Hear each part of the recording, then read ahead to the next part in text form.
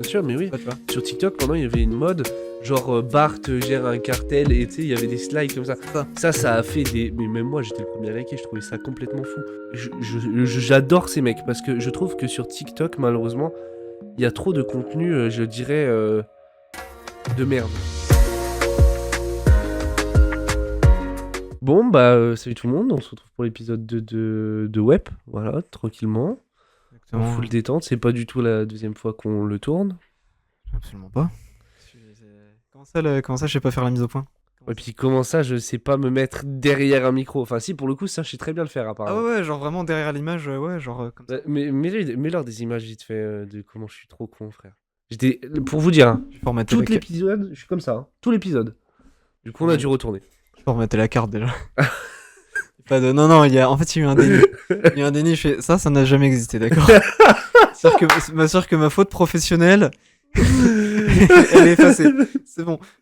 Et sachez que hier soir, je lui dis, j'avais envie de monter l'épisode. Je lui dis, gros, envoie-moi les images, tu vois. Il m'envoie sur Discord, il m'envoie juste un screen de moi comme ça derrière le micro. J'ai compris tout de suite qu'on pouvait pas faire quelque chose avec ces images-là. Il y a rien qui allait. Ah franchement, bah du coup, on se retrouve le lendemain, du coup dimanche, pour retourner l'épisode 2. C'est pas plus mal, au final. On est Evan qui avait pas dormi depuis 36 heures, hein, au moment où on a tourné hier quand même. Ça, là, j'ai l'air encore plus éclaté, mais c'est tranquille. Ouais, moi j'ai joué toute la nuit. Et lui, il parle, y a pas de soucis. Bon, bon bah on va commencer tout doucement mais sûrement. Donc j'espère que tout le monde va bien. C'est un plaisir de vous retrouver déjà. Aujourd'hui, on voulait aborder du coup trois sujets, pardon, trois principaux sujets dont on a parlé cette semaine, Evan. Pardon. Donc aujourd'hui, on voulait aborder trois principaux sujets dont on a discuté cette semaine. On s'est appelé un petit peu pour voir de ce dont on voulait parler ce week-end. Donc on voulait surtout aborder genre comment les réseaux sociaux et l'IA ont-ils transformé la création de contenu. Ça c'est un petit peu la ligne de cet épisode, le fil rouge.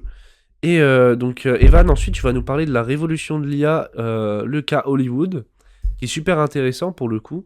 Et après on va discuter un petit peu de est-ce que c'est forcément nécessaire de sacrifier sa vie perso pour réussir un petit peu dans tout ce qui est pro.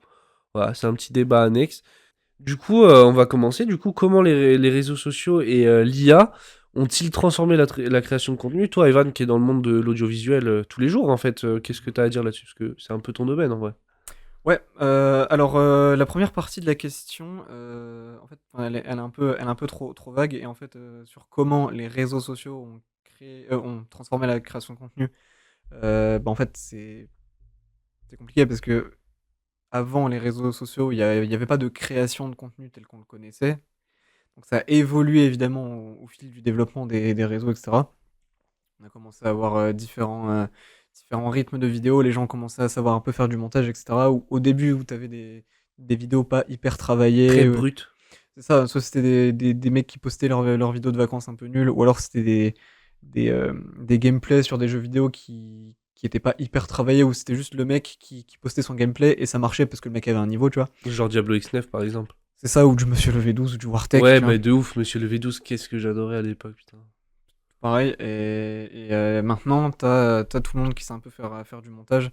Il y a beaucoup de gens qui ont masterisé un peu la dynamique avec beaucoup d'effets, du rythme, beaucoup de cuts, etc. Qui est une tendance, qui surplombe vraiment toute la création de contenu et pas forcément juste le jeu vidéo, tu vois, parce que maintenant on est vraiment sur qui aura le contenu le plus impactant, Travailler, ouais. le plus rapide en Qui termes retient de l'attention du spectateur, au final. C'est ça. Ça s'est vraiment créé avec l'arrivée De du contenu TikTok. des réseaux. Pas que TikTok en vrai, même YouTube, tu vois. Ouais, mais moi je trouve que TikTok a eu cet impact de vraiment, je dirais, intensifier le flux des vidéos, tu vois. Ah bah ça a pas arrangé les choses et surtout avec du contenu court. On avait deux, trois données là-dessus, notamment l'attention générale sur TikTok, genre le watch time de TikTok, Mm. c'est genre 2 à 3 secondes et c'est une moyenne très haute. Ouais, c'est ça, hein. Donc tu vois quand même TikTok, ça... En fait, même moi je le vois, des fois je vais un petit peu sur TikTok, alors j'essaie de moins y aller parce que franchement je suis pas productif du tout quand j'y vais. Mhm. Autant quand je produis des choses dessus, oui. Par contre, quand je consomme, je suis vraiment passif. J'ai l'impression de me faire dévorer le cerveau, tu vois. Ouais, tout à fait. Et bah, après ça, ce truc de, on donne pas, enfin, ce truc de donner très peu de temps, très peu de chance, on va dire, au début d'une vidéo et exiger d'elle qu'elle soit divertissante tout de suite, ça vient vraiment avec la quantité de contenu possible qui est venue avec les réseaux, tu vois? C'est-à-dire qu'avant, quand tu pas internet, quand tu pas YouTube, quand tu pas TikTok, bah, quand tu regardais un film ou un contenu de ça, même si c'était du contenu court, fallait aller le chercher, tu vois? C'était soit ça passait à la télé, soit ça passait au ciné, tu vois? Mais tu voyais pas autant de choses quand tu voulais et du coup, c'était, tu faire «l'effort» entre guillemets d'aller vers ce que tu regardais.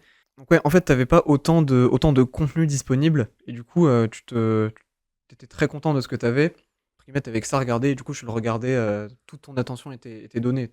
Ouais, et genre, après, tu vois, ça, je suis carrément d'accord avec toi, mais je trouve que toi, tu montres le contraste entre un petit peu avant l'arrivée d'Internet et après l'arrivée d'Internet, mais moi, je trouve il y a quand même un contraste à plus petite échelle, parce que toi, toi, t'as genre une vision très large, tu vois. Après, c'est normal, parce que toi, tu connais un petit peu ça, en fait, c'est ton taf. Mais moi, en tant qu'acteur un petit peu de ce truc et consommateur aussi, quand je zoome à petite échelle, on voit quand même entre l'arrivée des contenus courts, c'est-à-dire le format short réel, tout ce qui est Vine, etc. Tu vois, ce genre de contenu-là.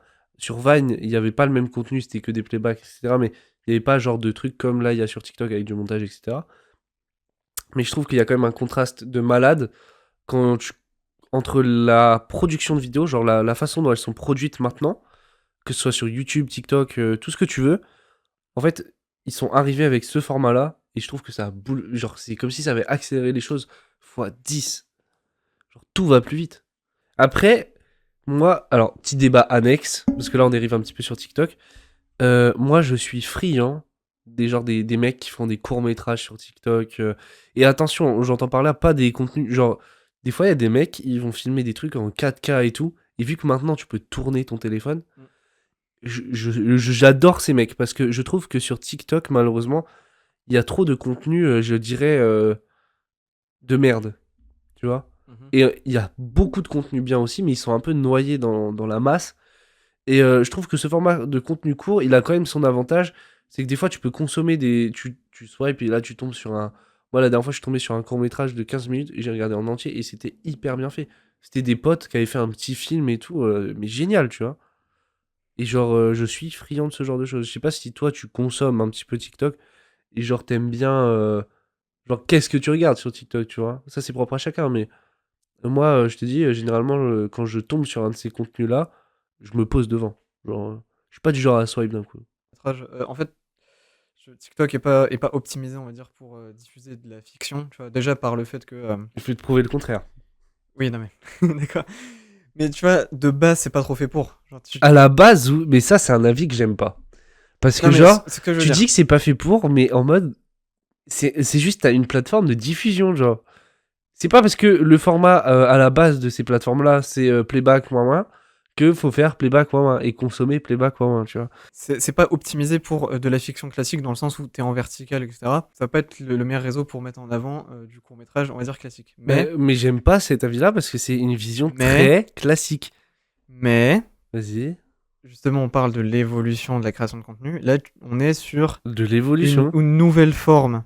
On est sur une nouvelle forme de fiction Mhm. qui ressemble pas vraiment à un court-métrage classique, qui ressemble pas Oui, vraiment à c'est un vrai. sketch TikTok, qui est un mélange des deux, et c'est là on a quelque chose de nouveau en fait, Mais quelque c'est chose ça de qui est frais. cool, c'est que tu vois, genre là, la vidéo que tu viens de voir, il y en a pas 10 000, tu vois. Et comme tu l'as dit, on arrive sur un truc de frais en C'est fait. ça. Moi c'est juste que là tu me dis, quand tu dis ouais, je suis pas d'accord ça, c'est juste que je dis que le court-métrage classique, je n'en regarde pas sur TikTok.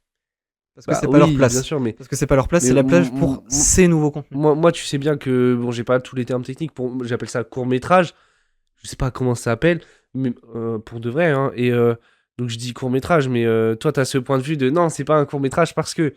Mais pour les gens, on va dire comme moi et comme je pense trois quarts des gens qui nous regardent, qui sont pas dans l'audiovisuel, c'est un court métrage, tu vois. À Mm. partir du moment que c'est en 4K, il y a une narration, machin, truc, tu te dis bon, ok, là c'est un court métrage, tu vois. Ouais, mais ça, tu vois, ce genre de passages-là, j'aurais pu les voir, tu sais, pour illustrer un podcast, tu vois. Ouais, de ouf. Parce que tu vois, moi c'est un truc que je kiffe. Et c'est le contenu que j'adore le plus. Tu regardes mes republications TikTok. D'ailleurs, TikTok, encore Lilian, si vous voulez aller voir. Pour le coup, moi, je fais du contenu ouin ouin playback, comme je le disais tout à l'heure. Mais mes republications, c'est que des courts-métrages, parce que c'est ce que je veux. Je produis ça sur la plateforme. Dans pas longtemps, je vais tourner que sur le podcast, parce que c'est l'image que je veux renvoyer de moi, tu vois. Mais globalement, c'est que ce que je republie, des trucs comme ça, parce que c'est genre ce que je veux véhiculer sur TikTok, tu vois. Ouais, ouais. Genre, les playbacks, bah, si ça plaît à une certaine quantité de personnes, très bien. Mais j'estime qu'en fait, mec, genre, t'es là, t'es dans le métro. Genre, t'es dans le métro, tu rentres du taf, tu swipes, tu swipes, tu swipes. Et là, tu tombes sur un truc comme ça. C'est trop bien. Genre, c'est du poulet, franchement. Ah oui, oui, oui. Je trouve que l'outil est vraiment bien. Je suis content qu'il y ait cette mixité de contenu parce que, en fait, ça permet que tout le monde soit content, tu vois. Autant moi qui adore ces courts-métrages entre gros guillemets, comme je le dis, il faudrait trouver une nouvelle appellation, en vrai. Ouais, mais même pas, parce qu'en fait, justement, tu vois, pour un peu mon idée finale là-dessus, c'est que grâce au réseau, tu as une évolution de forme qu'on connaissait déjà vers quelque chose de beaucoup plus fluide, on Ok. va dire. C'est pour ça que ces trucs qui sont qui remplissent beaucoup de cases. J'insiste pour que ça n'ait pas l'appellation de quelque chose qui répond à un seul critère, enfin un seul critère entre gros guillemets, tu vois.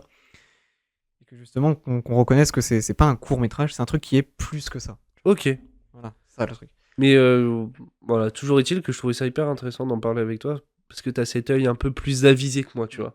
Mais tu vois, par exemple, on parlait de Kaizen la semaine dernière. Ouais. Je déteste qu'on dise que Kaizen est un documentaire. Je déteste qu'on dise que Kaizen est un vlog. J'aime bien ceux qui disent, ouais, c'est un truc un peu entre les deux, tu vois. C'est parce que ça se complète un peu, tu vois. Hmm. Kaizen aussi est une évolution du documentaire, une évolution du vlog qui se rencontrent un peu, tu vois. On n'a pas abordé cette question, on a parlé des réseaux sociaux, mais on n'a pas abordé de comment l'IA, elle a apporté un choc à la création de contenu, parce que on va le voir plus tard avec le cas Hollywood. C'est quand même l'IA, les gars, moi qui en étais quand même assez conscient, je pensais pas que l'onde de choc de l'IA allait arriver jusqu'au monde de l'audiovisuel. On le verra plus tard, je laisserai Evan en parler parce que c'est super intéressant. Mais même sur TikTok, à notre échelle, on le voit en tout cas en tant que consommateur, tu vois. Ah oui, oui, bah déjà, dans ce que tout le monde voit, bah, vous avez tous été confrontés à des images créées par Dali ou Bien sûr, des mais trucs comme oui. ça, tu vois. Sur TikTok, pendant, il y avait une mode, genre Bart gère un cartel, et tu sais, il y avait des slides comme ça. C'est ça. Ça a fait des. Mais même moi, j'étais le premier à liker, je trouvais ça complètement fou. Et ça, c'était l'utilisation un peu, tu sais, Bah, drôle, où en fait on ouais, expérimentait, ouais, de on faisait ouf. des conneries avec. Là maintenant, tu vois, par exemple, Trash, Oui, oui, trash, ou oui. Fabien Olicard, quand il fait ses all trades, c'est illustré à entre 50 et 100% avec des images d'intelligence artificielle. Sérieux? Ouais. Ah, c'est ouf. Ouais, Trash il dans le ses précise. vidéos. Trash, alors pas tout le temps, mais il y en a beaucoup que j'identifie comme que je crois reconnaître comme étant de l'IA. Ah, c'est ouf, mais c'est génial. Enfin, je trouve ça trop bien en fait. Alors ouais, c'est trop bien parce que c'est quelque chose de très c'est quelque chose qui facilite beaucoup la vie des créateurs de contenu qui sont pas obligés de payer des abonnements à des banques d'images qui sont souvent chères, tu vois. Mais moi, à mon échelle, j'allais carrément parler de toutes les applis. Je pense que les gens qui nous regardent connaissent. Caption, tout ça, c'est des applis qui te font tes sous-titres. Ouais. Que beaucoup de créateurs de contenu utilisent hein, dans tout ce qui est format réel et tout. Et vous allez voir que nous aussi, sur la chaîne TikTok et Instagram du podcast, on va beaucoup utiliser des sous-titres dynamiques comme ça, parce qu'en fait, ça marche bien. Bon, maintenant, du coup, on va parler du cas Hollywood. Euh, Qu'est-ce que tu as à nous dire par rapport à ça? Parce que tu m'avais un peu teasé le truc cette semaine, alors je te laisse parler. Ouais. Ouais, parce que là on parle d'IA, ça va être un peu un témoin sur quels peuvent être les événements avec l'avancée de l'IA sur les métiers, sur les emplois. Tout simplement, l'année dernière, il y a eu une grève historique à Hollywood.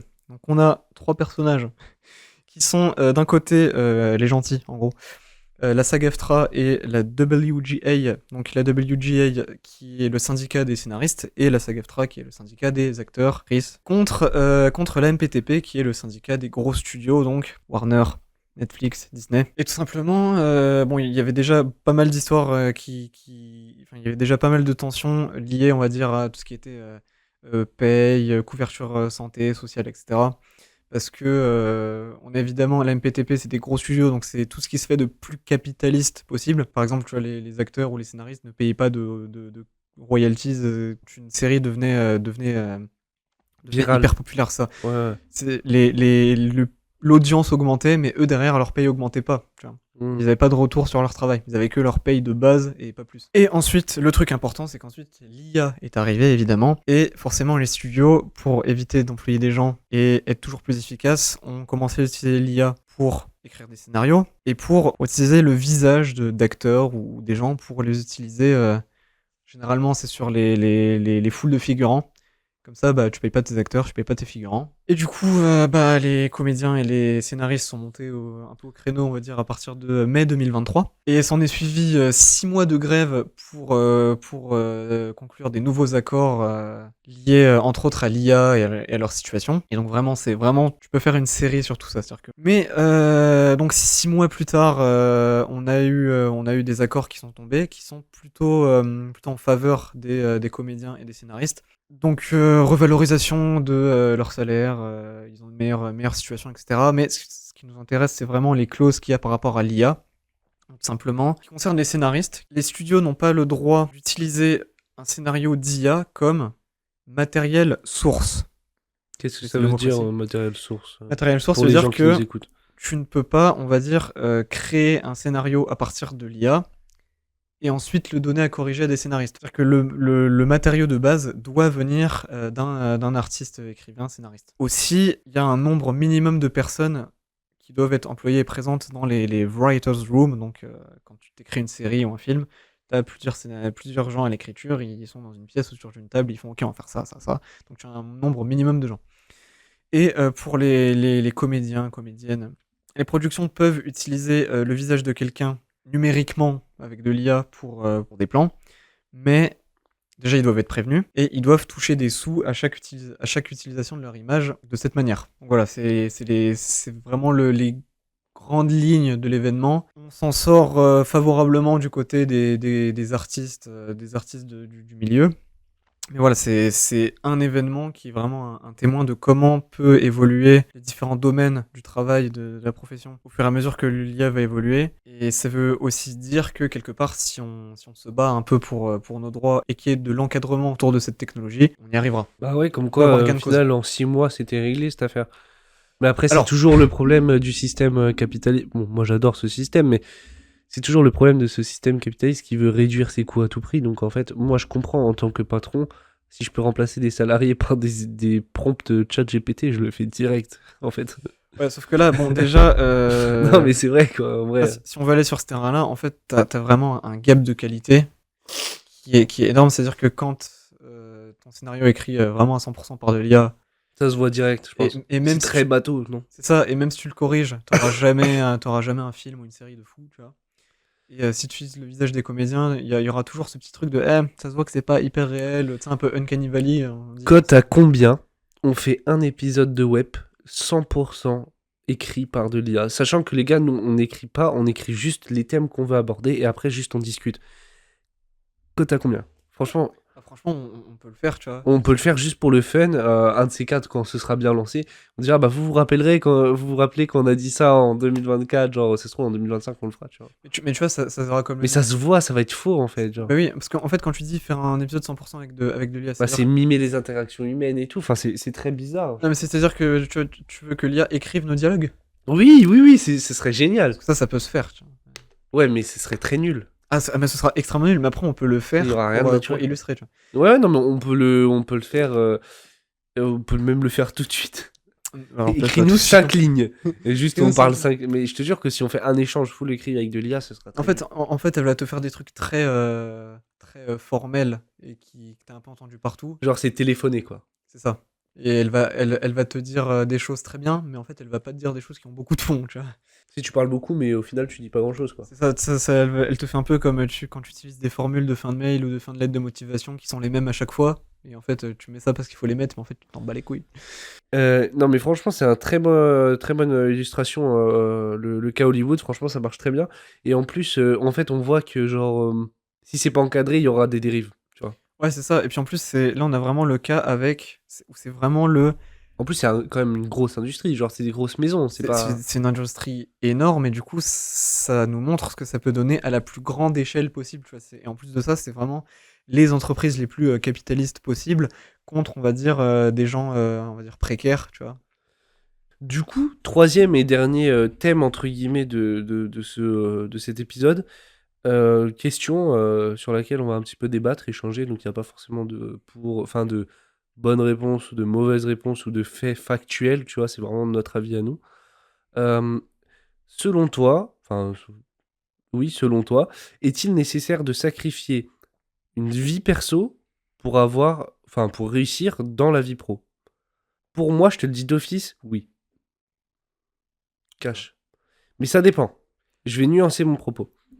Pour moi, dans l'entrepreneuriat, oui, au début. Au Ouais. début. Parce que c'est là où tu as le plus de trucs à gérer. Quand t'as pas encore d'employé, tu es obligé de tout faire tout seul. Et il y a des gens qui kiffent ça. Et je fais partie de ces gens-là. Mais c'est vrai que j'aime bien sortir. Donc, faut pas s'enterrer dans cette boucle sans fin de voilà, tu bosses, tu bosses, tu bosses. Au début, faut mettre un coup de bourre. Enfin, faut être prêt à faire des efforts, en fait, faire des sacrifices. Sinon, tout le monde le ferait, en fait, s'il y avait aucun sacrifice à faire, tu vois. J'ai vraiment pas l'impression parce que les gens qui, déjà autour de moi, ont mené à bien énormément de projets qui étaient, chronophages, énergivores, tout ce que tu veux, ont toujours eu, quelques petits moments à passer avec nous, tu vois? Et même si, par exemple, je regarde d'autres cas, d'autres créateurs de contenu, par exemple, moi j'écoute beaucoup les podcasts, Speakeasy, donc avec, Romain Laneri, Hardisk, tout ça. La plupart disent que, évidemment, tu fais beaucoup plus de place à ta vie, pro, entrepreneuriale, créatrice, plus que, ta vie, perso. Mais t'abandonnes jamais complètement la dernière et t'as toujours un peu de temps pour ce côté-là.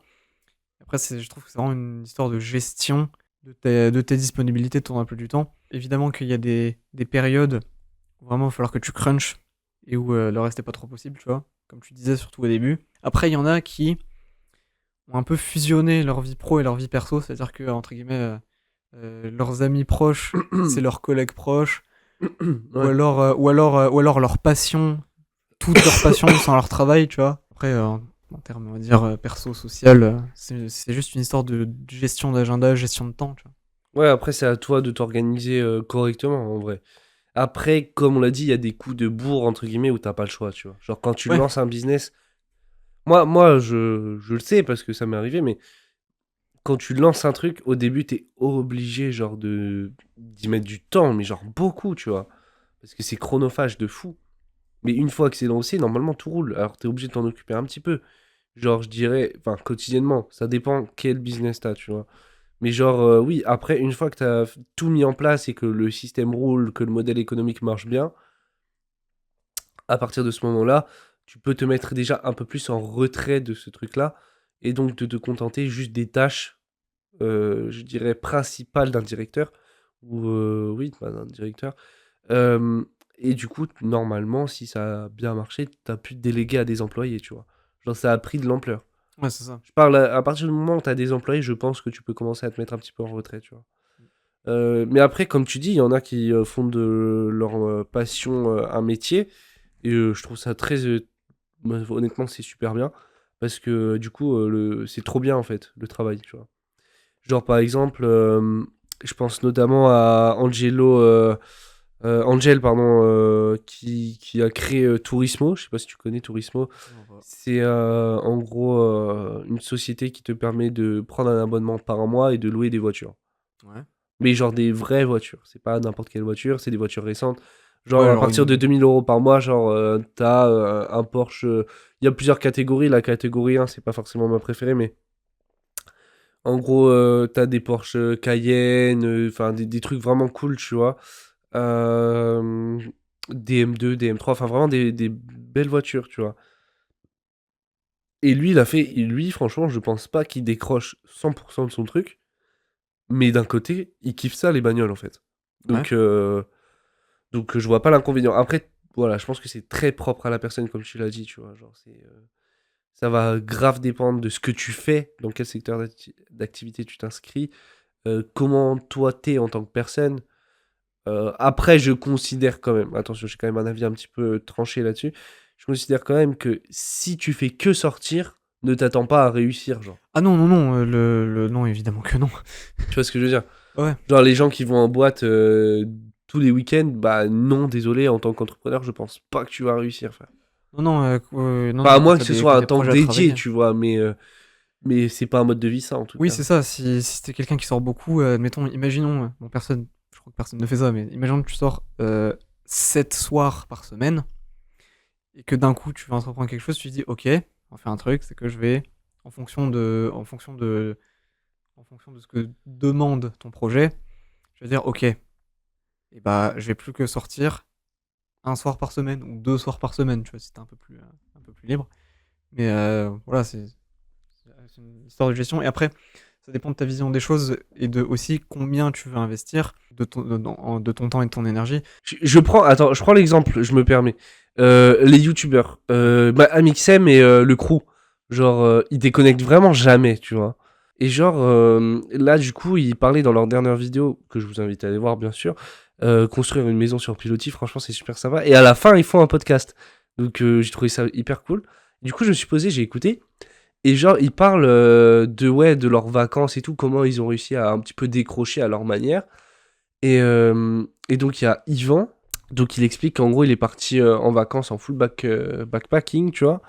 Et en gros, il a fait quoi? Il a pris son drone, il a posé sa tente en face d'un glacier en Norvège, non, en Islande. Je crois, le jour où il partait, tu vois, il a pu prendre des plans au drone, parce que lui, la vidéo, c'est quelque chose qu'il adore, tu vois. Et genre, il a pris des plans au drone d'un volcan en éruption, tu vois. En réalité, là, tu dis qu'il n'y a pas vraiment trop de lien avec ce que je te raconte, mais tu vois, je trouve que genre, quand tu vas à l'étranger, là, tu parlais de l'Amazonie, bon, tu pars 6 mois, ok, t'es loin de ta famille et tout, grosse galère quand même, tu vois, émotionnellement, c'est pas facile. Mais je me dis que, des fois, par exemple, lui, il avait capturé l'image au drone d'un volcan en éruption, tu vois, donc truc que tu vois jamais dans une vie, tu vois. Je me dis, mais pour des images comme ça, moi, je suis prêt à tout lâcher, quoi. Et du coup, en fait, avec ces exemples-là, je me dis que c'est pas tellement sacrifier sa vie perso, c'est si tu veux vraiment être un peu carriériste, tout ça, tu la priorises, Oui, oui, c'est ça, oui. mais tu sacrifies pas le reste, en fait. C'est-à-dire que Tu la reprends là où tu l'as laissée, entre guillemets. bah, c'est-à-dire que, ouais, voilà, en fait, bon, j'ai ma vie perso, tout ça, ça marche. Après, si pendant une période donnée, je dois la mettre de côté, bah, je vais la mettre de côté. Ouais, À ouais, des je vois. moments donnés, pas complètement, tu vois. Ouais, ouais, ouais. Donc c'est plus une histoire de la faire passer Priorisation. devant Ouais. et pas la sacrifier complètement, tu vois. À part, comme je le dis depuis 3 fois, quand tu mets un gros coup de bourre, quand tu lances un truc, C'est ça. là, c'est pas un sacrifice. Tu vas pas tirer un trait, je veux dire, je parle un peu fort, tu vas pas tirer un trait sur ta vie perso. Tu vas juste dire, bon, ok, il y a une soirée étudiante jeudi soir, ok, il y en a une samedi, bon. Bon, je suis en train de lancer ma boutique, je suis en train de créer une marque de vêtements, voilà, on est sur le point de lancer des trucs. Bah non, je sors pas, tu vois. Ouais. Bon, ok, t'auras peut-être loupé la soirée de l'année, entre guillemets, mais tu fais un trait que sur certaines choses. Oui, c'est vrai que la question est très générale, mais il faut recentrer sur, des fois, vaut mieux ne pas sortir et bosser, donc tirer, entre guillemets, un trait sur sa vie sociale pour prioriser la vie professionnelle et entreprendre, en fait. Parce que, après, je dérive un petit peu, mais je trouve que beaucoup. En fait, les gars, sachez que vraiment, juste avec ça, là, les gars, vous pouvez générer vraiment des milliers d'euros. C'est pas une blague, hein. Et il n'y a pas beaucoup de gens qui savent le faire. Mais c'est juste parce que pas beaucoup de gens prennent le temps d'y penser, ne serait-ce que d'y penser, tu vois. Et c'est réel, avec un iPhone, mais n'importe quel téléphone, en fait. Tu peux vraiment faire grave de l'argent, tu vois. Et c'est pour ça que je dérive un peu, je te dis, hein, mais il y a ce truc on est un petit peu déconnecté, je trouve. Tu vois, genre, il y a beaucoup de gens qui n'ont pas ce mindset de vouloir faire des choses, tu vois ce que je veux On n'est dire? pas éduqué à ça non plus. Et ce sera le sujet du prochain podcast, et c'est là-dessus qu'on va terminer, Van. Merci beaucoup. Donc, bah, les gars, sur ce, on vous dit ciao. N'hésitez pas à laisser des petits commentaires sur qu'est-ce qui peut être amélioré ou quel sujet on devrait aborder lors du prochain épisode, hein, parce que nous, on est grave open là-dessus, y a pas de souci. Merci de soutenir, merci d'avoir regardé jusqu'ici, et peace out. On va prendre un petit café, non? Je crois, j'ai très faim. Allez, bisous tout le monde.